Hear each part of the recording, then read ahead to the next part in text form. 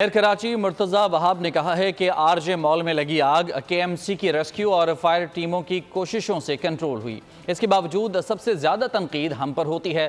کراچی کی پہلی fly zip line کے افتتاح کے بعد میڈیا سے گفتگو میں مرتضی وہاب کا کہنا تھا کہ کام بھی ہم کریں اور تنقید بھی ہم پر ہو، ہم تنقید سے خوفزدہ ہونے والے نہیں۔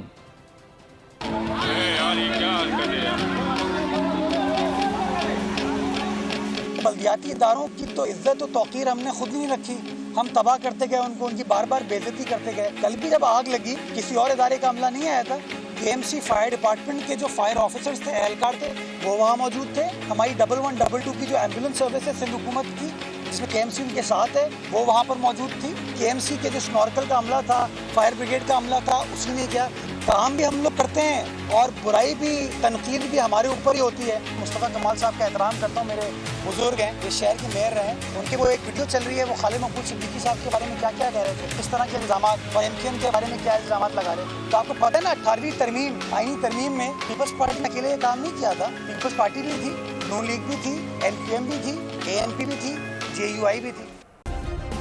سبسکرائب کریں اور بیل دبائیں تاکہ کوئی خبر رہ نہ جائے۔